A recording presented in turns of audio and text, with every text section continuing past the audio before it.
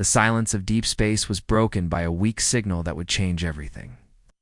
The Zenthari research ship Peaceful Current was on a routine mission when their sensor operator Veltar picked up something strange. The cosmic noise, but it was definitely artificial. "Captain Mordock," Veltar called out, his voice filled with concern. "I'm getting a distress signal from the old trading post at Kepler 4 for 2B. It's very weak, but it's definitely there." The captain's 4 eyes focused on the display. The trading post had been abandoned for years after the local trade routes shifted. Nobody should be there. "Set course immediately," he ordered. The Peaceful Current changed direction and headed toward the dead station. As they got closer, Veltar's instruments showed life signs, but they were fading fast. Whatever was on that station wouldn't last much longer. The docking bay was dark and cold when they arrived. Emergency lights flickered weakly, casting strange shadows on the walls. The Zenthari crew moved carefully through the empty corridors, their breathing apparatus hissing softly in the thin air. They found her in the medical bay, lying on a treatment table that had seen better days. Commander Jiwoo Park of the Human Diplomatic Corps was barely alive. Her dark hair was matted with blood, and her once crisp uniform was torn and stained. But her eyes were still alert, still fighting. "Human," whispered Veltar. The Zenthari had heard stories about these creatures from the dangerous world called Earth, but this was the first time any of them had seen one in person. Jiayu's breathing was shallow and painful. Each breath seemed like it might be her last. But when she saw the alien faces looking down at her, she managed to lift her hand to a small device on her wrist. Her emergency beacon, her last hope. "This is Commander Park," she gasped, her voice barely a whisper. "Colony ship New Horizon, ... taken by Vorthok Empire. 50,000 civilians. Slaved." She paused, struggling to breathe. "Coordinates. Follow ... The beacon transmitted a burst of data into space. Navigation coordinates, tactical information, everything Earth would need to know. Then Jiwoo's hand fell back to her side, and her eyes closed. Captain Mordock stood over the human's still form, his mind racing. Had served in space for many cycles, had seen death and destruction across the galaxy. He had never seen anything like this. This human female had used her last moments not to beg for her own life, but to save others. "Sir," Veltar said quietly, "the transmission is already in hyperspace. It will reach Earth in less than 3 standard days." Nodded slowly. He had heard whispers about humans in the galactic community. They called Earth a death world, said its people were dangerous and unpredictable. But looking at Commander Park, he saw something else entirely. He saw sacrifice. He saw courage. "Prepare her body for transport," he ordered. "The humans will want to honor their dead." As the Peaceful Current departed the abandoned station, the message raced through the stars toward a small blue planet. A planet that was about to learn that 50,000 of its children were in chains. A planet that would not take that news well. The Zenthari crew didn't know it yet, but they had just lit the fuse on something that would shake the entire galaxy. Commander Jiwoo Park's final act would unleash forces that the universe had never seen before. Earth was about to show everyone exactly why it was called a death world. The war room beneath Seoul was buzzing with activity when Admiral Hyeon Soo Kim received the emergency summons. Deep underground, protected by layers of concrete and steel, Earth's military leaders gathered around a massive holographic display that would show them horrors they never imagined. Intelligence. Officer Lee So-young stood at the center of the room, her face pale as she prepared to deliver news that would change everything. She had been working non-stop for 18 hours analyzing the data from Commander Park's final transmission. What she had discovered made her stomach turn. "Admiral," she began, her voice steady, despite the weight of what she was about to reveal. "We've located the New Horizon and her passengers. They're alive, but ... double quotes, struggling to find the right words. Sir, they're being used as slave labor." The hologram flickered to life, showing a world that looked like hell itself. Zarian 7 was a nightmare planet, its surface scarred by massive mining operations. The sky was a sickly yellow-green color, and strange storms raged across the landscape. Even through the display, everyone in the room could sense the hostility of this place. The Vorthok Empire has been using our people to mine exotic matter, Soyoung continued. It's a rare substance that powers their most advanced technology. The problem is, the mining process is incredibly dangerous. The atmospheric pressure on Zarian 7 is 3 times what we have on Earth.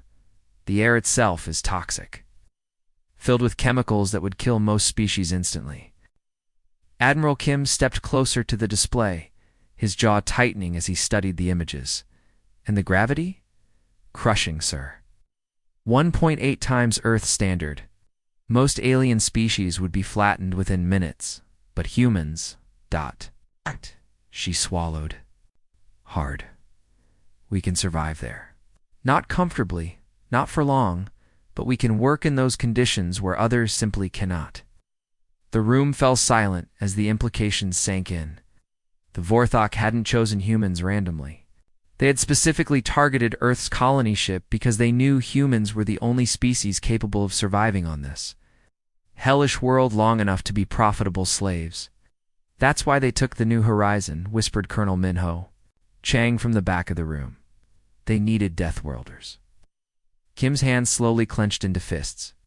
How long have our people been there? Soyoung checked her reports, though she already knew the answer. 6 months since the ship disappeared from the shipping lanes. Based on the working conditions and the casualty reports, we've intercepted... She took a deep breath. We estimate maybe 10,000 survivors left from the original 50,000. The silence in the room was deafening. 40,000 people. 40,000 human beings worked to death in alien mines, their bodies broken by impossible labor on a world that existed only to destroy them. Through the reinforced windows of the war room, they could see the lights of Seoul stretching out.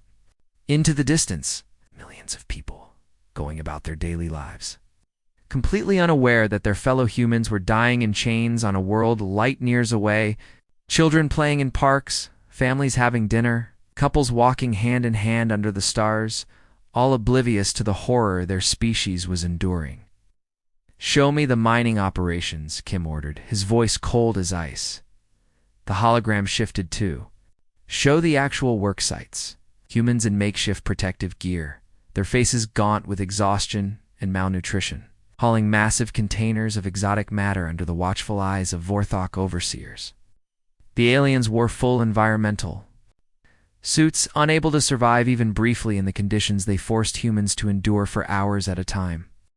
They're working them in 12-hour shifts, Soyoung reported. No breaks, minimal food, and anyone who collapses is simply left to die. The Vorthok see them as completely expendable. Admiral Kim stared at the display for a long moment, watching his people suffer. When he finally spoke, his voice was quiet but filled with a fury that made everyone in the room take a step back. Get me a secure line to the Galactic Council. It's time to see if civilization still means something in this galaxy. The Grand Chamber of the Galactic Council on Nexus Prime had witnessed countless diplomatic crises over the centuries, but none quite like this. Ambassador Jaemin Yoon walked through the massive doors, his Earth-made diplomatic robes looking almost primitive compared to the exotic materials worn by the alien representatives around him. The chamber itself was a marvel of engineering. Perfect circle with floating platforms for each member species. Holographic displays showed star charts and trade routes, while translator devices hummed quietly in the background. But today, the usual business of galactic commerce and territorial disputes had been pushed aside for an emergency session. Yoon took his place at the human platform, which was smaller and positioned lower than most others. Humanity was still the newest member of the galactic community, and their status reflected that. Around him, dozens of alien species watched with a mixture of curiosity and discomfort. Honored representatives, Yoon began, his voice carrying clearly through the chamber's acoustics. I come before you today not as a politician or a negotiator, but as a voice for 50,000 innocent people who cannot speak for themselves. He activated his holographic display, showing the image of the colony ship New Horizon as it had appeared during its maiden voyage. Families waving goodbye, children pressed against the windows, hope shining in every human face. 6 months ago, this ship and its passengers were captured by the Vorthok Empire, Yoon continued. They are being used as slave labor in conditions that would kill any other species. We are not asking for special treatment or preferential trade agreements. We are asking for basic justice. The chamber erupted in nervous chatter. The Vorthok Empire controlled vast resources and commanded one of the most powerful fleets in the galaxy. Nobody wanted to provoke them unnecessarily. Chancellor the Kuel of the Andromedans was the first to respond. His crystalline form shimmered as he spoke, his voice carrying the authority of one of the galaxy's oldest civilizations. Ambassador Yoon, while we sympathize with your plight, we must consider the broader implications. The Vorthok Empire has significant military capabilities. They are slavers, Yoon replied simply. They have violated every treaty of civilized space. The Galactic Accords specifically prohibit the enslavement of sentient beings. But at what cost? Interrupted Representative Zilanara of the Hegemony. A war with the Vorthok would destabilize entire sectors. Trade routes would be disrupted, millions could die. Yoon felt his patience wearing thin. 50,000 humans are dying right now. They're being worked to death in mines that would kill your people instantly. And you're worried about trade routes? The chamber fell silent for a moment. Then Chancellor Dexol spoke again, his tone apologetic but firm. Ambassador, we understand your frustration, but we cannot risk a galactic war over a single colony ship. The Vorthok are simply too powerful. 50,000 lives, Yoon corrected, his voice growing colder. Not a ship lives. Human beings with families, dreams, and futures that are being stolen from them. It is tragic, admitted Counselor Velthorn of the Maritime Alliance. But consider the mathematics. 50,000 lives against the billions who would die in an all-out war. The needs of the many must outweigh the needs of the few. Yoon stared at the assembled representatives, these beings who called themselves civilized while they calculated human lives like trade goods. He had come here believing in the ideals of the galactic community, in the promise of justice and cooperation among the stars. I see, he said quietly, beginning to gather his documents. So this is what civilization looks like. Paperwork and calculations while people die. Ambassador, please? Chancellor Lixul tried to interject. Perhaps we could arrange for diplomatic pressure, economic sanctions. No. Yoon's voice cut through the chamber like a blade. You've made your position clear. The Galactic Council will not act because you're afraid. You'd rather preserve your comfortable status quo than save innocent lives. He closed his briefcase with a sharp click and turned toward the exit. The chamber watched in stunned silence as the human representative walked away from their offers of compromise and half measures. At the doorway, Yoon paused and looked back one final time. You had your chance to handle this the civilized way. You chose to do nothing. Remember that choice, because humanity won't forget it. The massive doors closed behind him with a soft hiss, but somehow that gentle sound seemed to echo through the chamber like the closing of a tomb. The alien representatives sat in uncomfortable silence, not yet understanding that they had just witnessed the end of humanity's faith in galactic justice. Above them, stars continued to shine, indifferent to the political games below. But somewhere among those stars, Earth was already preparing its response. The message from Ambassador Yoon reached Earth at 14:30 Universal Time, and within 6 hours, the planet had become something the galaxy had never seen before. Captain Minho Chang stood in the observation deck of Orbital Station 7, watching. In amazement as his homeworld transformed before his eyes, Sir, are you seeing this? Lieutenant Yoon Jinam called from her monitoring station, her voice filled with disbelief. I'm picking up massive energy signatures from all over the system. Ships are coming out of everywhere. Chang moved to the main display and felt his breath catch. What he was seeing should have been impossible. From behind asteroids, from the shadow of moons, from what appeared to be empty space itself, military vessels were emerging. Sleek destroyers, massive battleships, and craft he didn't even recognize were powering up their engines and joining formation. Those ships weren't on any registry, Nam whispered. How did we build all of this without anyone knowing? The answer came from Command Central as Admiral Hyunsu Kim's voice crackled through the speakers. All stations, this is Admiral Kim. Operation Homecoming is now active. All reserve fleets are to report to their designated coordinates immediately. Chang realized what he was witnessing. For decades, Earth had been preparing for this moment. While the galaxy saw humanity as newcomers to space, still learning the basics of interstellar travel, Earth had been secretly building the largest military force in known history. Lieutenant, patch me into the volunteer network, Chang ordered. I want to know what's happening planetside. The communications array came alive with thousands of voices. Veterans from every major conflict in human history were reporting for duty. Men and women who had served in Afghanistan, Iraq, the resource wars, the climate conflicts, all answering the call. But it wasn't just military personnel. This is incredible, Nam said, monitoring the feeds. Construction workers are volunteering to retrofit ships. Engineers are leaving their jobs to work on weapon systems. Even retired grandmothers are signing up for support roles. Chang watched the industrial centers of Earth light up like stars. Factories that had been producing cars, computers, and household goods were switching to military production. The same assembly lines that built civilian vehicles were now churning out armored transports.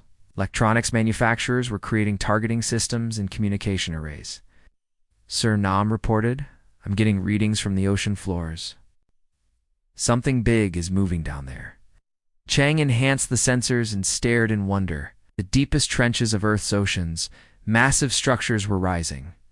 Ancient weapon platforms that had been hidden for generations were breaking the surface, their hull designs unlike anything in the current fleet. Those are old Earth Defense Force platforms, Chang realized. From the early space program, they'd been down there for 50 years waiting. The true scope of Earth's preparation was becoming clear. While other species had focused on trade and diplomacy, humanity had never forgotten the lessons of their violent past. They had built redundant systems, hidden fleets, and backup plans for scenarios that the galactic community couldn't even imagine. Captain Nam said, her voice filled with awe. I'm monitoring communications from the Mars colonies, the Europa mining stations, even the research outposts near Jupiter. They're all mobilizing. Every human settlement in the system is contributing. Ships, supplies, or personnel. Chang nodded grimly. This wasn't just Earth responding to a crisis. This was the entire human species preparing for war. The galaxy had made the mistake of thinking that humanity's home was just one planet. But humans had spread throughout their entire solar system, and each colony was ready to fight. Sir, incoming message from Fleet Command, Nam reported. Admiral Kim is requesting a full count of available vessels. Chang began the tally and felt his heart race. Out. Hundreds of ships, thousands of fighters, millions of personnel. Earth had been building this force in secret for decades, disguising military vessels as cargo haulers, hiding weapon platforms as research stations, and training soldiers under the cover of civilian programs. My God, Chang whispered. We're actually going to do this? We're going to war with the Vorthok Empire. Through the observation windows, he could see the lights of Earth shining brighter than ever before. The planet that had nearly destroyed itself in countless wars was now channeling all of that destructive potential toward a single goal: bringing their people home. The galaxy was about to learn why humans called their world a death world, and why that title was both a warning and a promise. The edge of Vorthok space had been quiet for decades, patrolled by automated sensors and the occasional scout ship. Nothing interesting ever happened in this remote sector, which made the sudden appearance of 300 warships all the more shocking. Space itself seemed to tear apart as the human fleet dropped out of hyperspace in perfect formation.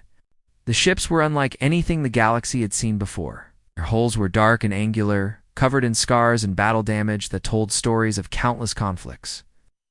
These weren't the sleek, pristine vessels that other species favored. These were weapons forged in war and tempered by survival. Admiral Sung Mio stood on the bridge of the flagship Retribution, watching the tactical displays as her fleet took position. Around her, the crew worked with quiet efficiency, their faces grim but determined. They had traveled further from Earth than any human fleet in history, and they had come for one purpose only. Admiral reported Communications Officer Park Junho. We're detecting heavy Vorthok fleet movements. They're scrambling everything they have in this sector. O nodded calmly. It's expected. Open a channel to the Vorthok command frequency. The main screen flickered to life, showing the alien face of Fleet Commander Greltok. The Vorthok were an intimidating species, standing nearly 8 feet tall with chitinous armor plating and mandibles that could crush steel. Greltok had commanded this sector for 15 years and had never encountered a threat he couldn't handle. I am Admiral Sumio of the Earth Defense Force, she began, her voice calm and professional. Vorthok Empire, you are in possession of human citizens taken against their will from the colony ship New Horizon. Return them immediately, or we will retrieve them ourselves. Greltok's mandibles clicked together in what passed for laughter among his species. The sound was like grinding metal, harsh and grating. Primitive Deathworlders, he sneered. You dare to threaten the mighty Vorthok Empire with your pathetic fleet? Behind him, other Vorthok officers were examining their sensors, trying to understand what they were seeing. The human ships were smaller than their own vessels, but there was something unsettling about their design. They looked functional, brutal, built for one purpose only. Your ships are outdated, Greltok continued, his confidence growing. Your technology is inferior. Your species has barely learned to leave your own star system. What makes you think you can challenge us? O's expression didn't change. We have something you don't understand, Commander. We have nothing left to lose. The Vorthok commander's eyes narrowed. Your colonists are working in our minds as we speak. They are property of the Empire now.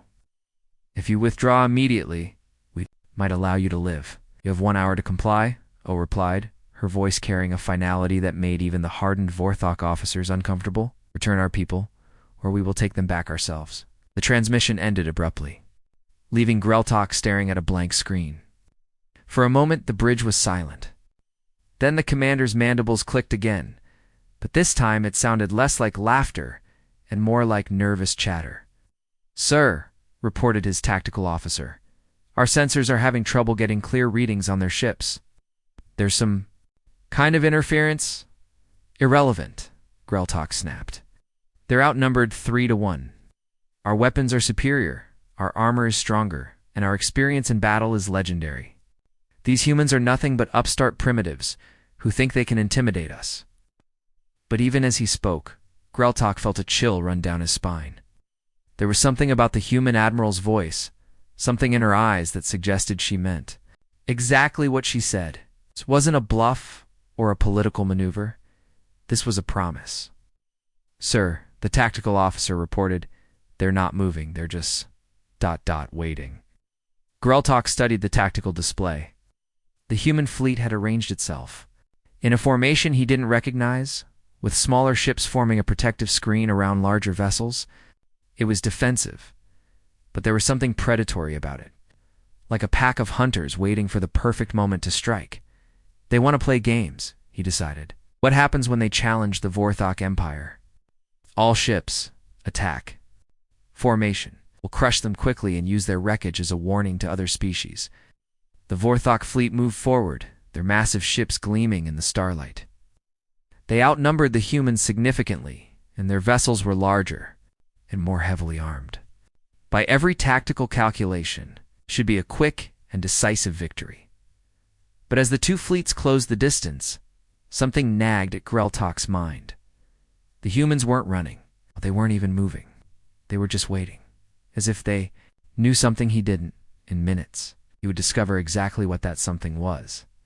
The first Vorthok plasma barrage should have ended the battle before it truly began. Their massive battleships unleashed devastating volleys that had destroyed entire fleets in previous conflicts. But when the energy blasts reached the human formation, something impossible happened. The human ships didn't just dodge the incoming fire, they danced through it. Vessels that should have been vaporized by direct hits suddenly weren't where they were supposed to be. They twisted and rolled through space with movements that defied every tactical manual in the Galaxy Commander. Dong Hushso gripped the controls, of his fighter as he led his squadron through what the Vorthok thought was certain death. Around him, debris from destroyed ships created a maze of twisted metal and energy fields. Any normal pilot would have been killed instantly trying to navigate through it. "This is Red Leader SCO transmitted to his pilots. Remember your training. We grew up dodging hurricanes and earthquakes. Little space junk isn't going to stop." His fighters moved through the debris field like they were born to it, their pilots' reflexes honed by a lifetime on a world that tried to kill them every single day. When a massive chunk of hull plating came spinning toward Lieutenant Hae Young, Kim's fighter, she didn't calculate angles or trajectories. She simply moved, her body knowing exactly where to go before her mind had time to think. The Vorthok fleet commander watched, in growing horror as his carefully planned attack fell apart. His ships were designed for conventional warfare, where opponents followed predictable patterns and respected the laws of physics. But these humans seemed to ignore everything he had learned about space combat. "Sir," reported his tactical officer, "our targeting systems can't lock onto them. They're moving too fast and too unpredictably." "It's impossible," Greltok snarled. "No organic being can withstand those kinds of forces. The acceleration alone should crush their bodies." But the humans weren't just surviving the impossible maneuvers, they were thriving on them. Fighter pilot Gin Young Park pulled a turn that should have liquefied his internal organs. But his body had been conditioned by Earth's crushing gravity and violent weather patterns. What would kill a Vorthok pilot was just another Tuesday for someone who had learned to fly during tornado season. The real shock came when the Vorthok finally managed to score direct hits. A human destroyer took a plasma blast right through its main hull, venting atmosphere and debris into space. The Vorthok crews cheered, thinking they had finally brought down one of the strange ships. Then the destroyer kept fighting, says Captain Youngmin Lee. Came the transmission from the damaged ship. "Hull breach on deck 7 through 12. We're losing atmosphere fast, but all weapons are still operational." The crew of the destroyer had sealed themselves into combat suits and continued their duties, even as their ship died around them. They kept firing, kept maneuvering, kept fighting with a determination that left the Vorthok stunned. "Still alive?" whispered the Vorthok tactical officer. "That ship should be dead in space." But humans had learned to fight in environments that would kill any other species. They had battled in the depths of Earth's oceans, in the frozen wastelands of Antarctica, in the scorching heat of the Sahara Desert. A little vacuum and some radiation weren't going to stop them. Squadron leader SEO watched his pilots work with pride. They weren't just flying their ships, they were dancing with death itself, using instincts that had been burned into their DNA by millions of years of surviving on a world that showed no mercy. "Red Squadron, form up on me," he commanded. "We're going to show these aliens what happens when you mess with Earth's children." The human fighters reformed into an attack pattern that no Vorthok had ever seen before. It was chaotic, unpredictable, and absolutely lethal. They moved like a school of fish, each pilot anticipating the other's movements through intuition rather than technology, as they dove toward the Vorthok battleships. CO opened the squadron frequency one more time. "Remember," he told his pilots, "we're not just fighting for the colony. We're showing them what happens when you touch our people." The Vorthok fleet, despite their superior numbers and technology, suddenly found themselves facing something they had never encountered before. They were fighting warriors who had been forged in the crucible of a world that had spent millions of years trying to kill them. And for the first time in their military history, the mighty Vorthok Empire was losing. The drop pods hit Zarian 7s. Surface like falling stars, their heat shields glowing white-hot as they punched through the planet's toxic atmosphere.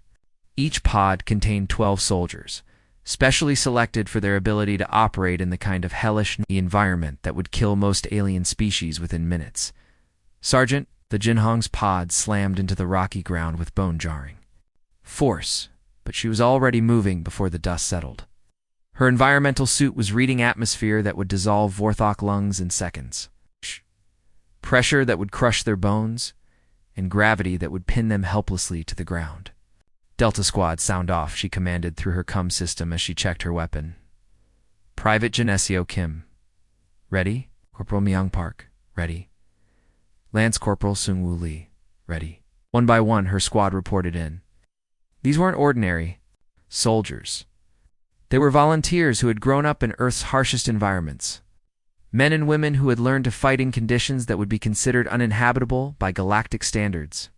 "All right, people," Hong said as she studied the tactical display on her visor. "Intel says the main mining complex is 2 clicks north.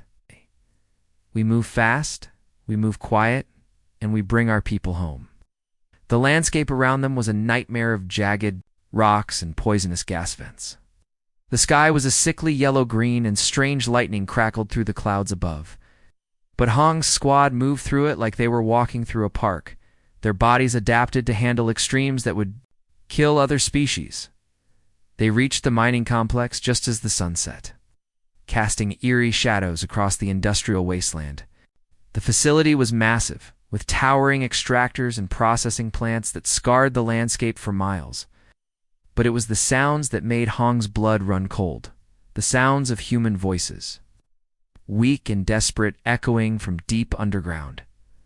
"There," whispered Private Kim, pointing to a heavily guarded entrance.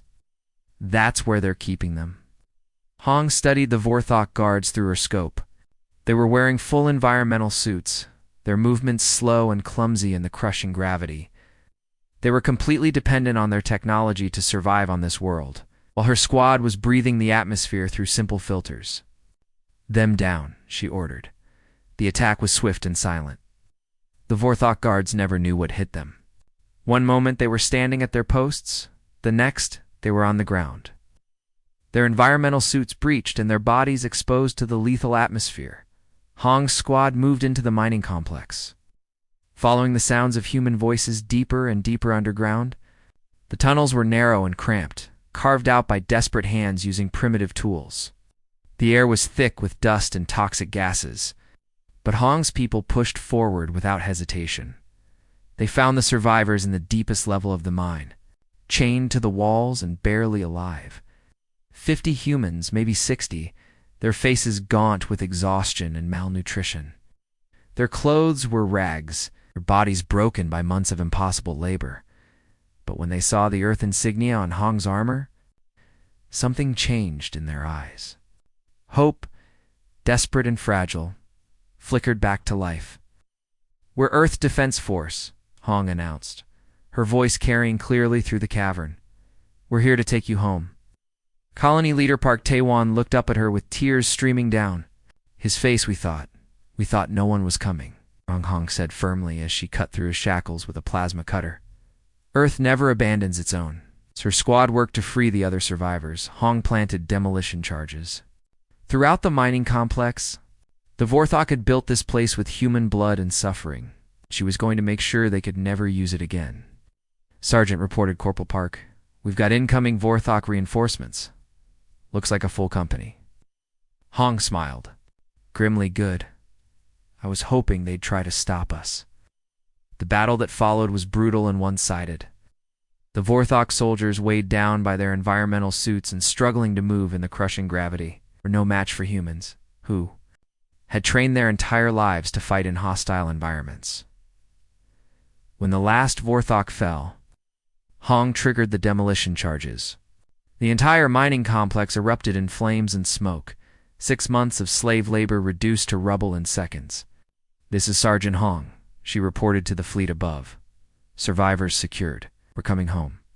The Vorthok Empire had stood for over 1,000 years, conquering worlds and enslaving species across 3 galactic sectors. Their military might was legendary, their fleets had never known defeat, and their capital city of Kethfer was considered impregnable. All of that changed in 72 hours. Colonel Sung-Ho Lim stood in what had once been the Grand Plaza of Kethfer, watching smoke rise from the ruins of the Vorthok High Command. Ow. The massive towers that had symbolized their power for centuries were now twisted wreckage, their proud banners replaced by the simple blue and white flag of Earth. Sir Lieutenant Haewon Kim approached through the debris, her armor scored by plasma fire. "Final report from all sectors.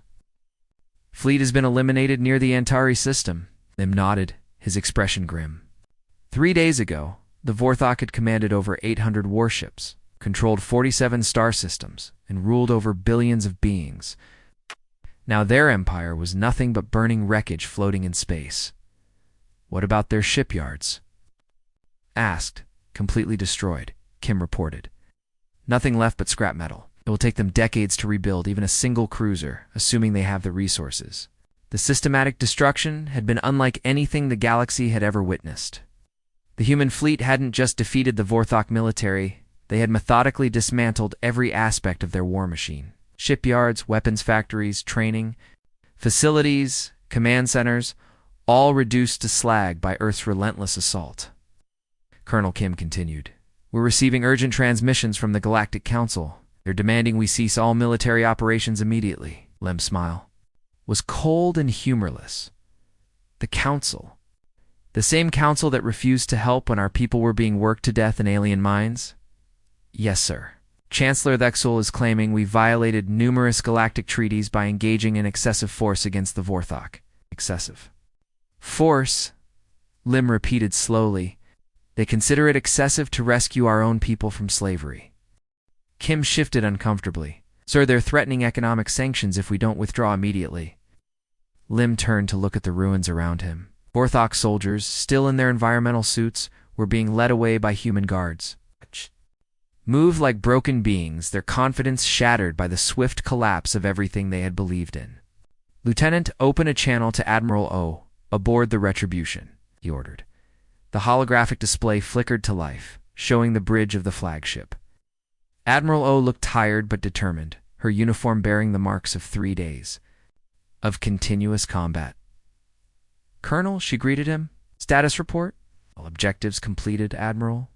The Vorthok military has been eliminated as a threat, but the Council is demanding we stop."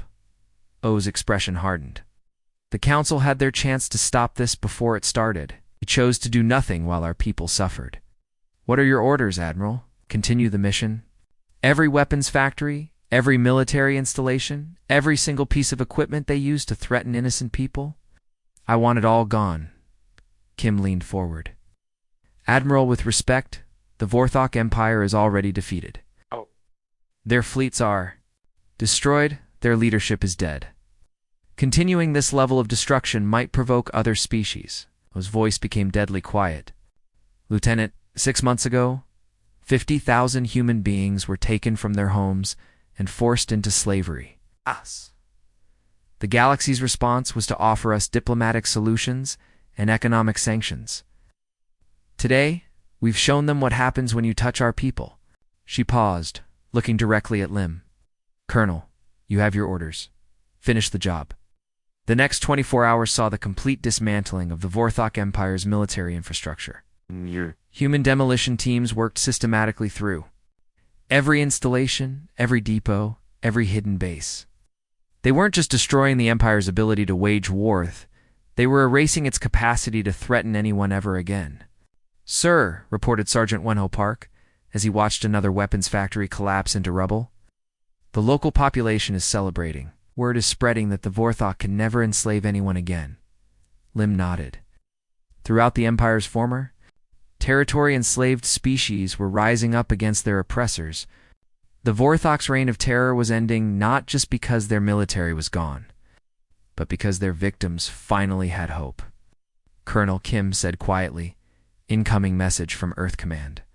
They're asking if we're ready to come home." Lim looked around at the ruins one final time. The Vorthok Empire was finished, its military power broken beyond repair. The galaxy would remember this day, would remember what happened when humanity's children were threatened. "Tell Earth's Command," he said, "that the job is done. It's time to go home." The message was clear to every species in the galaxy. Earth protected its own, and the price of harming humans was complete and total destruction. The Grand Chamber of the Galactic Council had never hosted an emergency session quite like this one. Representatives from across the galaxy sat in their floating platforms, their faces showing a mixture of fear, awe, and uncertainty. The Vorthok Empire, which had seemed unstoppable just a week ago, no longer existed. In its place was empty space, and the growing legend of human military might Admiral Sung-myo walked through the massive doors with measured steps, her battle-scarred uniform telling the story of the past week, better than any report. Behind her, a small honor guard of human marines followed, their faces grim and professional. They had come not as diplomats seeking favor, but as victors delivering a message.